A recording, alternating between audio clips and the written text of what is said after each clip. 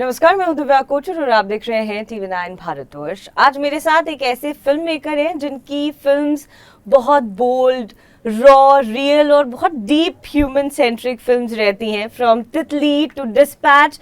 और अब उनकी अपकमिंग फिल्म आगरा है जो already talk of the town बन चुकी है। तो मेरे साथ मौजूद हैं कनु बहल जी।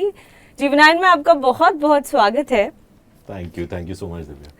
सबसे पहले तो मैं फिल्म, आपकी जो अपकमिंग फिल्म है आगरा, उससे शुरू करना चाहूँगी। जब मैंने उसका ट्रेलर देखा तो मैंने मन में ऐसा सोचा कि इतना डीप जाके वो जो एकदम ग्रे साइड है किसी इंसान का, उसको आप कैसे तराश लेते हैं।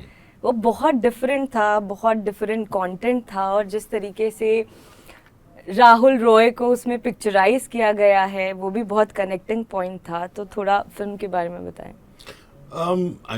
मेरे लिए हमेशा से कोई भी फिल्म मौका होता है ऑडियंस से बात कर पाने का। मुझे वो वाली फिल्में थोड़ी नापसंद हैं जो थोड़ा सा ऑडियंस को इन्फेंटलाइज करती है। हमारे यहाँ अभी क्या सिस्टम ये हो गया ना कि एक्चुअली सब बच्चों की फिल्में हैं। ज़्यादातर फिल्में हम बच्चों की फिल्में बनाते हैं क्योंकि हम ऑडियंस को भी चौथी पांचवी का बच्चा ही समझते हैं। और हम उन्हें फैमिली ओरिएंटेड फिल्म्स बताते हैं, फैमिली फ्रेंडली। फैमिली ओरिएंटेड फिल्में भी ज्यादा कॉम्प्लेक्स हो सकती है यार, but our cinema has now become so infantilized, इतना बच्चों के लिए हो गया है, इतना लुक डाउन करता है कि मुझे उससे थोड़ी प्रॉब्लम है। मुझे लगता है हमारा कल्चर इतने हजारों साल पुराना कल्चर है, इतना मैच्योर कल्चर है, और आप सड़क पे आम आदमी को मिलो, सड़क पे आम आदमी जिंदगी को हम सबसे 100 गुना ज्यादा कॉम्प्लेक्सिटी से समझता है क्योंकि वो रोज उससे जूझ रहा है। तो मुझे लगता है कि कोई भी फिल्म कॉम्प्लेक्स क्यों नहीं होनी चाहिए, हर फिल्म होनी चाहिए, क्योंकि एक्चुअली मेरा डीप फेथ और बिलीफ ये है कि ऑडियंस वो चाहती है। नॉर्मल रिक्शा वाला वो चाहता है।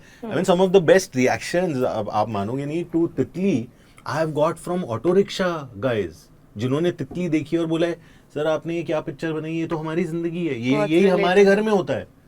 तो वो, और आप एक्चुअली 70s में वापस जाओ जब पीक था अच्छी फिल्मों का, मिड 70s लेट 70s, जब श्याम बाबू या गोविंद निहलानी या मृणाल सेन, बहुत सारे फिल्म मेकर्स काम कर रहे थे। वो उस समय ऑडियंस यही थी। आम आदमी जाके उन पिक्चरों से कनेक्ट करता था। आक्रोश जैसी पिक्चर हो गई या जाने भी दो यार हो गई, it's not just about an intense drama, किसी भी तरह की फिल्म। तो मेरा अटेम्प्ट यही है कि मैं ऑडियंस को बच्चों की तरह ना ट्रीट करूं। आई गिव देम समथिंग जो वर्थ हो उनके टाइम के, 2 घंटे के, और जितने टिकट के वो पैसे दे रहे हैं उसके वर्थ हो, ट्रूली वर्थ हो। बस जाके तो पॉपकॉर्न खा के थोड़ा हंसा के गाने सुन के वापस आने वाला मामला ना हो। तो आगरा कहीं उसी चुल से निकलती है जहां से तितली या डिस्पैच निकलती थी। तितली खत्म, एक्चुअली आगरा पे काम मैंने डिस्पैच से पहले शुरू किया था। अच्छा। तो तितली खत्म हुई तो मैंने बोला यार अब क्या करना चाहिए, क्या ऐसा है जिसके बारे में मैं बात कर सकता हूँ। तो I started thinking and I went back to my early adulthood. 15, 16, 17 साल की उम्र से इवन 24, 25 साल की उम्र तक मैंने ये देखा कि मैं एक ऐसे एनवायरनमेंट में रहता था जहां मैं थोड़ा सेक्सुअली रिप्रेस्ड फील करता था, एक्सप्रेस नहीं कर पाता था, ऑपोजिट सेक्स से इतना बात ही नहीं कर पाता था। माहौल ही उस समय, ये अब अर्ली 90s की बात हो रही है या मिड 90s की बात हो रही है, माहौल ही, हम सब ऐसे माहौल में बड़े हुए जब एक ऐसा कुछ नहीं। और जितना मैं और सोचता गया ना दिव्या, मुझे ये रियलाइज हुआ मेरी प्रॉब्लम तो थोड़ी फिर भी छोटी थी, क्योंकि मैं पटपड़गंज जैसे MIG kind of 3 BHK flat में फिर भी एक स्लाइटली अपर मिडिल क्लास नहीं बोलूंगा, मिडिल क्लास पर एटलीस्ट लोअर मिडिल क्लास तबके में बड़ा हो रहा था। मेरे से 5 मिनट दूर मंडावली थी जो स्लमी काइंड ऑफ एरिया था। वहां जो लड़कों को मैं देख रहा था उनकी प्रॉब्लम तो मुझसे 100 गुना ज्यादा थी, क्योंकि वो तो एक कमरे में 5 फैमिली मेंबर रहते थे। कुछ थी ही नहीं, प्राइवेसी, स्पेस, नाम तो बोलो, कॉन्सेप्ट ही नहीं था दिमाग में कि ऐसा भी कुछ होता है। और उसके अराउंड जो सेक्सुअल वायलेंस में पनपता हुआ देखता था, जो कहानियां सुनने को मिलती थी, वो जब जाके मैंने वापस सोचना शुरू किया तो मैंने बोला यार यहाँ कुछ बहुत इंपॉर्टेंट है। क्योंकि मोस्टली क्या होता है ना, हम ऐसे इन एरियाज में जाके, मैस्कुलिनिटी के डिफिकल्ट एरियाज में जाके, जिसने कुछ उस समय गड़बड़ किया होता है उसको पकड़ के जेल में बंद करके, या ये विलन है इसको हटाओ, ये करो, वो कर देते हैं, बट प्रॉब्लम कभी सॉल्व नहीं होती है। सेक्सुअल वायलेंस एक्चुअली बढ़ता है towards women. So when I start thinking about this, I said यार इसको अंदर से समझना चाहिए। बाहर से अगर आप परपेट्रेटर को बस अदर कर दोगे और बोलोगे ये खराब है इसको हटा दो, प्रॉब्लम नहीं सॉल्व होगी। You need to really understand what that guy is going through and feel what that guy is feeling, and maybe if we are able to understand that feeling, we might have the beginnings of a conversation and we might be able to truly move towards solving this problem. तो आगरा कहीं वहां जाके start हुई। तो sexuality, sexual repression को जब मैंने space से जोड़ा और स्पेस का आइडिया है, तो मैं बोला यार यहाँ इंटरेस्टिंग फिल्म है, क्योंकि सेक्सुअलिटी और रिप्रेशन और सेक्सुअल वायलेंस को किसी ने स्पेस के कॉन्टेक्स्ट में नहीं एड्रेस किया, तो उसको वहां से फिर मैंने पकड़ने की कोशिश की। बिल्कुल, क्योंकि जब मैं ट्रेलर देख रही थी तब भी मुझे ऐसा लगा कि ये चीज़ क्या है, ये तो समझ में आ रही है, लेकिन घर को जिस तरीके से एक मेटाफर या वो जो स्पेस को जिस तरीके से पोर्ट्रे किया गया है, वो बहुत आपका एक, मैं कहूँ कि बहुत ही जीनियस थॉट है, और वो बहुत कनेक्टिंग थॉट है। क्योंकि आज भी इंडिया में, क्योंकि हम सबसे ज़्यादा, हमारी पॉपुलेशन है हमारे देश की, और स्लम्स हर जगह हैं, चाहे हम सिर्फ टीयर 2 टीयर 3 की बात नहीं, टीयर 1 में भी आपको हर 5-10 किलोमीटर पे वो दिख जाएंगे। और जैसा आपने कहा कि जब तितली आई थी तो रिक्शे वालों से लेकर तमाम लोगों ने बोला कि अरे ये तो हमारे आपस की कहानी, हमारे आसपास की कहानी है। मगर ऑनेस्टली मैं आपसे जानना चाहूँगी कि जब आप ये फिल्म लिख रहे थे, जब आप इसके बारे में सोच रहे थे, तो क्या आपको लगा कि इस वक्त जिस तरीके का थिएटर में अभी जिस तरीके का सिनेमा चल रहा है, वो या आपकी जो कहानी है वो बिल्कुल उससे उलट है, और कमर्शियली इतना जो है एट दैट पर्टिकुलर मोमेंट उतना जो है कमर्शियली वो बूम नहीं करेगा? क्या ये थॉट था दिमाग में? एक तरह से था भी और नहीं भी। अब मैं ये क्यों बोल रहा हूँ, क्योंकि मेरे ख्याल से बहुत आर्टिकुलेटेड नहीं था, कहीं था पर मुझे भी नहीं पता था कि है। इसके से जुड़ी मैं आपको इंटरेस्टिंग कहानी बताता हूँ। मैं बहुत अर्ली डेज में, यही 2015-16 के आसपास की बात है, जब मैंने काम करना शुरू किया स्क्रिप्ट पे, तो मैं एक रेजिडेंसी में था इटली में, जहाँ मैं स्क्रिप्ट लिख रहा था, और मेरी मेंटोर थी मॉली स्टेंसगार्ड, जो लार्स वॉन ट्रियर के लिए एडिट करती है। Lars Von Trier is a very well known international film maker. तो मॉली मेरी मेंटोर थी, और मॉली के साथ मेरे 5-6 सेशन हुए, 5-6 दिन का वर्कशॉप था। लास्ट सेशन सब बात हो गई है, हम बैठ के चाय पी रहे हैं, ग्रीन टी पीती थी वो, तो हम बैठे हुए हैं बाहर, सब खत्म हो चुका है, और वो बहुत देर से मेरी तरफ अजीब सी तरह से देखती नहीं। तो मैंने बोला क्या हुआ, तो बोली कि यार तुम ये फिल्म क्यों बना रहे हो? तो मैं थोड़ा सा पका गया, मैं बोला क्यों बना रहे हो, मतलब मेरे को सारी बात तो हो चुकी थी। मैं बोला मैं सेक्सुअलिटी, सेक्सुअल डिप्रेशन पे फिल्म बनाना चाहता हूँ, ये वो। तो उन्होंने ऐसे नॉड किया और मुझे देखती नहीं, लंबा पॉज लिया, और फिर बोला तो फिर बना क्यों नहीं रहे हो? तो मैं हिल गया पूरा वो सुन के, और मेरे को समझ में आया कि वो क्या बोल रही है। वो ये बोल रही थी कि डरो मत, अगर बनानी है तो पूरी बनाओ, नहीं तो मत। मुझे बोली वो, बोले बेटा नहीं रेडी हो तो मत बनाओ। अगर तुम्हें लगता है, अगर तुम चिंतित हो अपने को लेके, बिकॉज मैं अपने को सेल्फ सेंसर कर रहा था तब तक, जो मैं लिख रहा था शायद डर के लिख रहा था कि यार ये बनाएगा कौन, इसको दिखाएंगे कैसे, ओहो ये तो बड़ा मुश्किल है।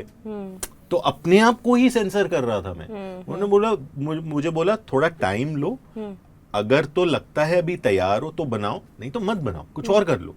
तो मैंने, आप मानोगे नहीं, 5-6 महीने लिखना बंद कर दिया। मैं सिर्फ ये सोचता रहा क्या मैं रेडी हूँ ये करने के लिए, और जो इसके साथ आएगा। और फाइनली मेरे मन में एक ख्याल आया कि नहीं यार, ये कहानी जरूरी है, मैं जरूरी नहीं हूँ, फिल्म जरूरी है। मैंने पहली फिल्म भी यही सोच के बनाई थी तितली की, मैंने अपने लिए नहीं बनाई थी, मैं किसी चीज से गुजरा था जिसने मुझे बहुत हिलाया था, और मुझे लगा था यार ये चीज और लोगों को पता चलनी चाहिए, ताकि और लोग ये गलती ना करें जो मैंने करी। तो इस तरह से कुछ करते करते मैंने एक पॉइंट पे बोला नहीं यार ये बोलना जरूरी है, जो होगा देखा जाएगा। तो वो लगे हैं 8-9-10 साल, it's been a tough journey, but उस पॉइंट से फिर एक्चुअली फिल्म इमर्ज होनी शुरू हुई जब मैंने ये बोला कि करना है, फिर मैं आगे आके निडर होके मैंने बोला यार ये लिखने पड़ेंगे सीन, क्योंकि यही गुरु की कहानी है, ये एक्चुअली हो रहा है, तो ये डरो मत, तुम अपने आप को हटाओ, उसको बोलने दो जो वो बोलना चाहता है, क्योंकि वो किरदार कुछ बोलना चाह रहा है, वो लड़के कुछ बोलना चाह रहे हैं जो तुम भूल नहीं पा रहे हो। तो वहां जाके ये वहां से शुरू हुआ। मैं ये जानना चाहती हूँ आपसे कि जब, क्योंकि ये कहानी सुनना समझना जैसा हम बात कर रहे हैं ये तब भी आसान है, लेकिन जब पर्दे पर आप उस चीज़ को उतारते हो तो वो दर्शाना, जब आपकी लिखावट होती है कि किस तरीके से उसे दिखाया जाएगा, वो जो सीन आप शूट कर रहे हैं कि वो एक वल्गैरिटी में भी ना आए, बहुत एस्थेटिक लगे जब आप उसको शूट कर रहे हैं, उसकी जो लिखावट है वो कितनी मुश्किल होती है, मतलब उसमें कितना आपको थॉट देना पड़ता है। बहुत आसान होती है लेकिन बहुत मुश्किल होती है। आसान इसलिए मैं बताता हूँ क्यों बहुत आसान होती है। It's not a question of aesthetics at all, it's not a question of visual aesthetics, it's a question of emotional aesthetics. अगर आप कोई, क्या है ना डिफरेंट, जैसे कुछ हम कोई एक पीरियड आया था 80s में जब रेप सीन्स का बड़ा प्रचलन था, राइट, यू रिमेम्बर? तो उनको हम कैसे बोला करते थे, रेप सीन है, इस फिल्म में रेप सीन है। द मोमेंट आप कुछ वैसा सीन कर रहे हो but you know that it's not a rape scene, it is about what two people are feeling and their cross connected feelings, and if you have, basically मैं ये कहने की कोशिश कर रहा हूं कि अगर आप sexuality, it all depends on your gauge, कैसे देखा जा रहा है उसको। अगर आप टिटिलेट नहीं करना चाह रहे हो, and that scene is not about external purpose, it has an internal moral center, and you are really trying to take the audience into addressing the character's feelings, and the sexuality is accidental, it is not punched on the sexuality. अगर sexuality पीछे है और actually लोग character जो feel कर रहे हैं वो आगे है, तो बहुत आसान है, राइट? तो फिर आप, क्योंकि आप रेप सीन कर ही नहीं रहे, ये वो बेवकूफी है बोलना आज हम ये करेंगे रेप, नहीं, इट्स अ सीन अबाउट एक लड़का है जो बहुत ज्यादा रिप्रेस्ड है और वो बहुत मुश्किल फीलिंग से गुजर रहा है, उसे नहीं समझ में आ रहा मैं कैसे जूझूं, उसे सडनली एक ऑनलाइन लड़की मिल जाती है, वो उसे मिलने जाता है लेकिन उसे वो अगली लगता है, वो चली जाती है, ये दिल टूटा हुआ घर पे आता है, और घर पे आता है तो एक लड़की है जो अकेली है, वो उसकी बहन भी है, वो रोने लग जाता है, बहन को बुरा लगता है, बहन कंसर्न हो जाती है, क्या हो रहा है, क्या हो रहा है, क्यों रो रहा है, वो दरवाजा बंद कर लेता है, वो इतनी कंसर्न है, वो तोड़ के अंदर घुस जाती है, उसको बोलती है बेटा क्या हुआ, लेकिन ये अपने में लगा हुआ है, और उस मोमेंट में इसको पता नहीं क्या होता है कि उसके ऊपर कूद जाता है और वो हॉरिफाई हो जाती है, ये तू क्या कर रहा है, और बोलता है नहीं, बिकॉज वो प्यार ढूंढ रहा है, गलत जगह ढूंढ रहा है, उसे नहीं ढूंढना चाहिए, पर उसे भी समझ में नहीं आ रहा। तो ये सब हो रहा है सीन में, राइट? सीन इस बारे में है, it's not a rape scene. So if you are delving in feelings, and if the gaze is correct, then it will take care of itself. And it's difficult because to arrive here you really have to be committed to the people who you are following. You have to, after a point they have to tell you what they want to do. You cannot in this kind of situation stand up on a pedestal and say मैं फिल्में करूं, मैं film बना रहा हूं, अब मैं बताऊंगा क्या करना है मेरे कैरेक्टर को। नहीं, कैरेक्टर खुद बोलता है यार अभी मेरे साथ ये हो रहा है, मुझे ये फील हो रहा है, क्योंकि आप वही फील कर रहे हो ना, मैं इस सिचुएशन में होता तो क्या फील कर रहा होता, ऑनेस्टी से, सच्चाई से। So it's difficult to arrive at those points, so that's the difficulty, but it's also very easy. जब मैं आपसे बात कर रही हूँ तो मुझे बिल्कुल ही एक अलग पर्सपेक्टिव नज़र आ रहा है किसी डायरेक्टर का, क्योंकि आज तक ऑनेस्टली मेरी इस तरीके का कॉन्वर्जेशन हुआ नहीं है, क्योंकि बहुत ही फिल्टर्ड होकर चीज़ें आती हैं, और you know I don't want to name them, but that is the reality. But tell me one thing कि OTT के आने के बाद से कितना चेंज हुआ है, मतलब जो एक सोसाइटी का टैबू है उसमें कितना अंतर आया है, अब फ्रीली जो है आप कंटेंट दिखा सकते हो किसी माध्यम के ज़रिए, तो OTT को आप कितना बड़ा एक रेवोल्यूशन मानते हैं जब मतलब हम कंटेंट की बात करें? बहुत बड़ा रेवोल्यूशन है, लेकिन हर तरह की रेवोल्यूशंस को परमानेंटली मार देने का रेवोल्यूशन है, परमानेंटली स्नफ आउट करने का रेवोल्यूशन है। So I'm not sure this revolution is for the good, because as I said, the gaze is important. Most of the permissiveness and openness that we are seeing, अगर हम सिर्फ उस context में बात कर रहे हैं, is purposeless. Most of the openness and permissiveness and sexuality that we see on these OTT platforms in their different content जो आजकल बोलते हैं is purposeless and so it is only titillatory. हाँ, मतलब कि आप गाली गलौच दिखा रहे हो, आपकी तमाम चीजें हो रही है, लेकिन जो उसका सोल है दैट इज मिसिंग. जी, और उसको करने का, या आई एम फाइन अगर आप बटन्स पुश करना चाहते हो, पर बटन्स क्यों पुश किए जा रहे हैं, उसके पीछे आप बोलना क्या चाह रहे हो. अगर आप मेरे को 2-3 अनकंफर्टेबल जगह एज एन ऑडियंस मुक्का भी मारना चाहते हो, पेट में तेज मुक्का मार दो मेरे, ताकि मुझे दर्द दो, पर क्यों मेरे को दर्द करा रहे हो, ये भी तो बताओ. तो most of what we are seeing here is purposeless, which is my problem, and this purposelessness is conscious because हमारी लाइफ में हर जगह पॉलिटिक्स है, हर चॉइस एक पॉलिटिक्स है. तो ये चूज करना, अब मैं अपनी फॉर एग्जांपल मैं अपने कॉन्टेक्स्ट को एक सेकंड के लिए ले लेता हूँ, ये चॉइस करना कि मैं XYZ शो लूंगा, मैं और किसी का नाम नहीं लेना चाहता, वर्सेस आगरा नहीं लूंगा क्योंकि वो थोड़ी सी डिफिकल्ट है. डिफिकल्ट क्यों है? क्योंकि रियल है, क्योंकि वो कुछ बोलना चाह रही है. ये नहीं लूंगा, लेकिन वो लूंगा क्योंकि वो इजियर है. It's a choice, it's a political choice. You are only deciding to put out things which are easily consumable, hence there is a capitalistic gaze behind this, and it is a very political choice. That means you are wanting to snuff out any sort of possible revolution at any point, any sort of contrarian thought at any point. आप सिर्फ वही चीजें करना चाह रहे हो जो status क्वो को सब्सक्राइब करती हैं. तो ये रेवोल्यूशन कैसी आपको सेम एल्गोरिदम सब फॉलो करें. एल्गोरिदम तो सुन ही रहे हैं हम. तो पर मैं आपसे जानना चाहती हूँ कि अपार्ट फ्रॉम योर्स, आपकी OTT पर हिंदी सीरीज या फिल्म कौन सी फेवरेट है? एक हिंदी में हाँ. I really loved लास्ट 2-3 आप मुझसे पूछे तो मुझे पाताल लोक बहुत अच्छा लगा था, सीजन 1. सीजन 1 हाँ. सीजन 1. सीजन 2 एक्चुअली मैंने देखा नहीं है, इसलिए I can't comment on it. Season 1 I really liked. मुझे कोहरा बहुत अच्छा लगा था. What else? I saw a bit of, I strangely really liked I'm sorry, I'm forgetting the name. TVF का एक panchayat. Panchayat. Yeah, absolutely amazing. Real. Yeah. Even though I miss Malgudi days, if you know what I mean. Yeah, I know. But I still like what Panchayat was trying to do. तो मुझे वो भी बहुत interesting लगा. And what about this, Mirzapur kind of content? How do you see them? मैं बहुत कम चीज़ें देखता हूँ, पिक करके देखता हूँ. तो मिर्ज़ापुर मैंने वेरी ऑनेस्टली देखा ही नहीं है, बिकॉज मैं उस गली जाता नहीं हूँ. जिस गली मुझे जाना नहीं, मैं वो एक्सप्लोर नहीं करता हूँ. ठीक है. अपार्ट फ्रॉम दैट, कौन से ऐसे डायरेक्टर्स हैं, राइटर्स हैं जिनका काम आपको पसंद है हमारी इंडस्ट्री में? मतलब ओवरऑल हमारी पूरी पैन इंडिया इंडस्ट्री में. अच्छा, इंडिया का ही बोलना है जी. अच्छा. पता नहीं आपने नाम सुने होंगे या नहीं सुने होंगे जिनके नाम मैं लूंगा, पर मैं जानना जरूर चाहूंगी और मैं फिर उनका काम जरूर देखना चाहूंगी. मुझे गुरविंदर सिंह का काम बहुत अच्छा लगता है. अन्य घोड़े दा दान उन्होंने बनाई थी, उनकी पहली फिल्म थी जो वेनिस में थी. मुझे अनूप सिंह का काम बहुत अच्छा लगता है, सॉन्ग ऑफ स्कॉर्पियंस, और इरफान के साथ उन्होंने 2 फिल्में बनाई थी. पहली फिल्म भी किस्सा, सॉन्ग ऑफ स्कॉर्पियंस.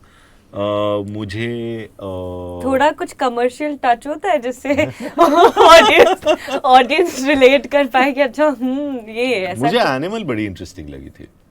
उस पर तो फिर बातें खत्म नहीं होगी. हाँ, बट मुझे इंटरेस्टिंग लगी थी बिकॉज आई थिंक एक प्रॉब्लम आज ये भी हो गई ना, क्योंकि नुएंस खत्म हो गया है. तो लोग क्या कर रहे हैं ना आजकल एक मिसकंसेप्शन ये हो गया है कि कैरेक्टर अगर कुछ गलत कर रहा है तो मतलब फिल्म मेकर भी गलत कर रहा है. नहीं, ये मिसकंसेप्शन क्लियर करना बहुत जरूरी है कि कैरेक्टर अगर कुछ गलत जर्नी पे जा रहा है, इसका मतलब ये नहीं है कि फिल्म मेकर उसे कंडोन कर रहा है, बोल रहा है ये सही है. अगर कैरेक्टर का अंत अच्छा नहीं है उस फिल्म में, इसका मतलब फिल्म मेकर आपको ये बोल रहा है कि इस रास्ते जाओगे तो अच्छा नहीं होगा. अब मुझे आप बताओ, एनिमल जैसी फिल्म में जहां वो खत्म ही इस पॉइंट पे होती है कि उस कैरेक्टर का दिल भी अपना नहीं रहा, उसका दिल निकल गया है, इससे ज्यादा बुरा क्या होगा एक कैरेक्टर के साथ? कैसे एनिमल सपोर्ट कर रही है उसको। अगर मैं आपको एक ऐसी जर्नी दिखाना चाहता हूं जो अच्छी नहीं है, तो क्या ये जरूरी है कि मैं हर 2 सीन बाद आपको आके बोलूं ये अच्छा नहीं है, ये अच्छा नहीं है, ये अच्छा नहीं है? हाँ, जरूरी नहीं है। मैं चुपचाप आपको एक जर्नी पे ले जा सकता हूं जहां जर्नी पूरी गलत है, पर अगर उसका अंत भी गलत है तो वो बहुत ऑर्गेनिक है। आप बात चुप से साइलेंटली बात तो वही कह रहे हो ना कि यहाँ जाओगे तो ये होगा, पर आप भोंपू लेके खड़े नहीं हो पीछे, बार बार रिमाइंड नहीं करा रहे हो, मुझे बच्चों की तरह नहीं ट्रीट कर रहे हो। आपका कॉन्फिडेंस है मेरे में एज एन ऑडियंस की मैं बोलूंगा आपको समझेगा, मुझे बोलने की जरूरत नहीं है। So I like Animal because I in my opinion, it was not condoning the character. It was not saying कि ये character ये बनो, हाँ मजा आएगा ये बनोगे, तो it never says that. Yes, it does. There is a layer of a take on it. It probably dramatizes it and makes it slightly visually appealing. Like this slap scene, you know. Yeah, there are certain portions in it which can be titillatory, and so the gaze in parts can be a little the same, but as the way it's written, I mean, I found quite a lot of interesting things in the film. I'll not say much about that. But let's come to your Dispatch. जी. मुझे जब मैंने वो देखा तो मुझे जैसे मैं आपको इंटरव्यू से पहले भी बता रही थी, डिस्पैच मुझे पर्सनली बहुत अच्छी लगी। एज ए जर्नलिस्ट मैं उसके साथ कनेक्ट कर पाई। मनोज बाजपेयी एज यूजुअल ही वाज फैबुलस, और जिस तरीके से उसे दर्शाया गया है अमेजिंग। लेकिन उसके बाद जब मैं कहीं रिव्यूज पढ़ रही हूँ, उसकी रेटिंग्स देख रही हूँ, तो बड़ा मुझे बुरा लगा कि यह बहुत ही अंडररेटेड मुझे लगा। तो डिस्पैच को लेकर जब ऐसा रिस्पॉन्स आया तो क्या आपकी वो फीलिंग थी? कोई फीलिंग नहीं। देखिए, मैं काफी सेल्फ क्रिटिकल आदमी हूँ, तो बिफोर एनीवन एल्स क्रिटिसाइजेस मी, मैं अपना क्रिटिसिज्म खुद से अच्छे से कर लेता हूँ, और मैंने कर लिया था। पिक्चर बाकी सबसे पहले मैं खुद देख चुका था। कुछ रिएक्शन नहीं है। देखिए, every film doesn't need to be found immediately. It's okay if it takes time. It's a film that again was made with a really strong moral center. अब हम इंटरव्यू से पहले बात कर रहे थे, मैं आपको बता रहा था कि मैं तो बहुत डरा हुआ था उस फिल्म को लेके, बिकॉज पहली बार मैं ऐसा कुछ कर रहा था जिस दुनिया के बारे में मुझे कुछ भी नहीं पता था। तो we spent a year and a half, I spent 9 months just researching that film, और 9-12 ऑलमोस्ट साल भर हमें लगा स्क्रिप्ट लिखने में। And it's really heartening to hear from journalist like you, and I was telling you a couple of other journalist also who said the same thing to me, कि अगर आप लोगों को उसमें ट्रूथ दिखता है तो उससे बड़ी बात क्या है? मुझे मेरे लिए पर्सनली जर्नी वहां खत्म हो जाती है जहां फिल्म रेडी हो जाए, वो फिर यूनिवर्स में चली गई। तो अगर ट्रूली आपके सामने यहाँ पर अगर मैं सच बोल रहा हूँ और आपके सामने ये बैठ के मैं बोल रहा हूँ कि making a film is a conversation for me, है ना, इट्स नॉट मैं पेडेस्टल, मुझे कुछ नहीं पता, मैं 45 साल का आदमी हूँ, मुझे उतना ही पता है जितना 45 साल के आदमी को पता होगा। सो eight 42-43 whatever I knew about Dispatch, I've told you and I put the film out there. Now if it's a conversation, मेरा बोलने का खत्म हो गया, सुनने का शुरू हो गया, सो मेरा काम खत्म हो गया, मुझे जितना बोलना था बोल लिया, अभी मुझे सुनना है तो मैं सुनता हूँ, एंड विल सी। अच्छा, उसके सेंसुअल सीन्स को लेकर बहुत बात होती है, हर दूसरे तीसरे इंटरव्यू में मनोज जी से पूछा जाता है कि तुमने क्या है, उसने बोला और मैंने मान लिया और मुझे लगा वो जो बोल रहे हैं वो सही है, दैट्स अबाउट इट। तो डिस्पैच के सब रिव्यू आने के बाद आपकी और मनोज बाजपेयी की कभी कोई बातचीत हुई और इसको लेकर कोई डिस्कशन हुआ कुछ? Not at all, not at all, we just hang out. Manoj loves to have wine, तो हम मिल लेते हैं महीने में एक बार, बिकॉज शेड्यूल दोनों के बिजी रहते, तो फ्रीक्वेंटली और नहीं मिल सकते, मिलते हैं आई एम श्योर, अगर मिल पाते तो we just hang out, have our glass of wine, गप्पे मारते हैं, मस्ती करते हैं, there is no conversation to be had, because again both of us know कि हमारा गेज इनकरेक्ट नहीं था, वो कैरेक्टर ही इतना प्रॉब्लमैटिक बंदा था कि उसका अभी my point is also na, how do you really unmask a character if you are not allowed to wallow in his most intimate moments? क्योंकि let's address this. we are at our most truthful and unmasked in sexual spaces. जब आप किसी एक और इंसान के साथ होते हो इन दैट इंटीमेट मोमेंट, तो आप लिटरली भी नंगे होते हो और इमोशनली भी नंगे होते हो, कुछ भी छुपता नहीं है, बचता नहीं है। तो एज अ फिल्म मेकर मैं क्यों ना उस मोमेंट का फायदा उठाऊं जब मैं अपने कैरेक्टर का पूरा सच ऑडियंस को दिखा सकता हूं।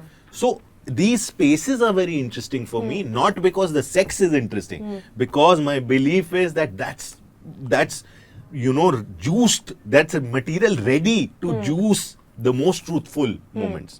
So none of, again as I was saying earlier with Agra, none of the sex scenes in Dispatch is meant for the sex scenes.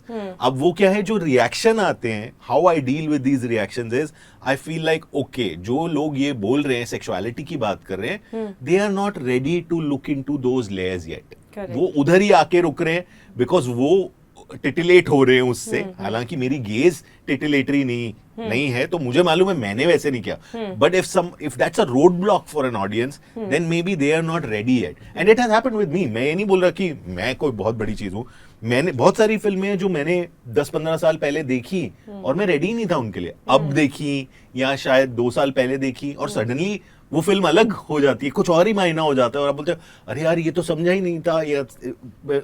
So I look at it like that. Not every film needs to cater to everyone at the same point of time. You need to be ready for something or not. पर क्यों हमारे जो directors हैं, खासकर Hindi film industry के, वो अपनी creative freedom का फायदा क्यों नहीं उठा पाते हैं?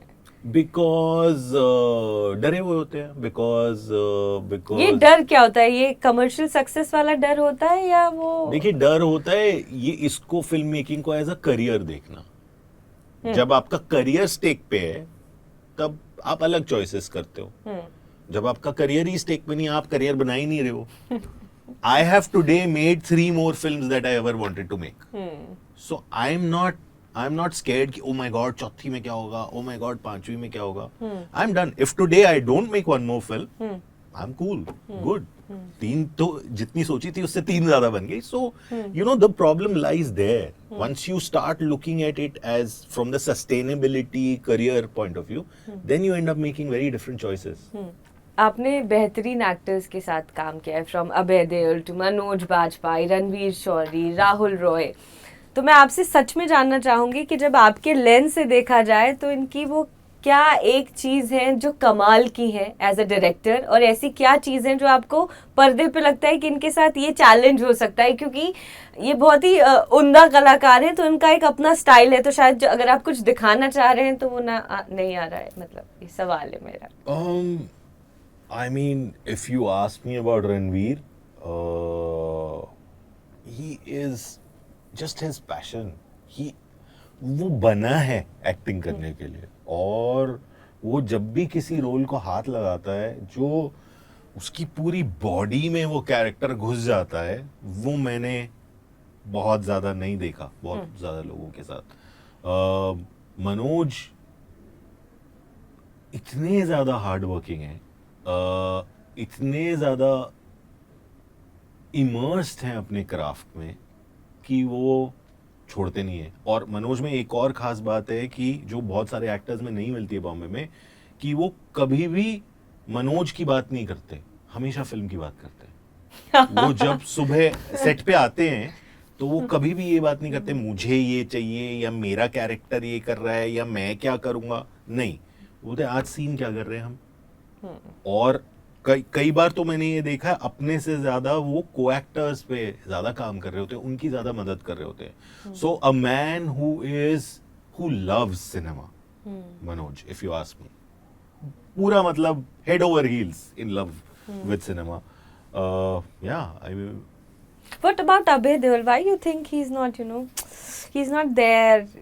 And we all like Abhay Deol. Like, why he has not? He's been there as I. But he's doing very less of work, and nowadays, which is amazing. Daniel Day-Lewis does very little work. Correct. But what are your thoughts on Abhay Deol as an actor? I mean, kudos to him. Whatever he does, अगर वो कम भी कर रहे हैं अभी, that's also a breakthrough. He is at a point in his life where life might be more important. Just acting is not important. Just making films is not important. जीवन जीना भी बहुत बड़ी बात है। हमारे यहाँ तो ये अगेन वो करियर वाला वो है ना कि हर साल आपकी 4 नहीं आ रही तो आप कुछ गड़बड़ है। क्यों भाई? हो सकता है वो अपने क्राफ्ट में इंटरेस्टेड है, हो सकता है he is taking away time to improve himself and learn as an actor. अगर आप, ऐसा तो नहीं है कि आपने 15 साल एक्टिंग कर ली, सीख ली, तो उसके बाद कुछ सीखने को नहीं बचा। हम तो हमेशा सीखते रहते हैं। So amazing he is I mean, I give kudos to the courage to be able to stay away and say, no, I will only do work that is relevant or that is important. I'm not interested in quantity. जरूरी नहीं है कि मुझे 100 फिल्में होनी चाहिए। अब आप घटक की 5.5 फिल्में पकड़ लो, घटक की 5.5 फिल्में रे की 25 फिल्मों के बराबर है कि नहीं? So you know, it's I love his courage to be able to stay away and say मैं यही करूंगा और मुझे अगर क्वांटिटी के लिए कुछ नहीं करना है। चलिए, जाते जाते आपकी फिल्म आगरा के बारे में अगर दर्शकों को कुछ कहना चाहें कि वो जाए, पर्दे पे देखें और उस गेस के साथ देखें जिस गेस के साथ आपने फिल्म बनाई है। जी, फिल्म आ रही है 14 नवंबर को, आप जाइए, देखिए, फिल्म को एक मौका दीजिए। मुश्किल है, कुछ मुश्किल जगहों पर लेके जाएगी, लेकिन आपसे बात करने की कोशिश कर रही है, आपसे बात करना चाह रही है और सच्चे मन से बात करना चाह रही है। तो ट्राई कीजिए एक बार देखने का। Thank you so much for talking to TV9. Hope to see you soon and all the very best for the film. Thank you.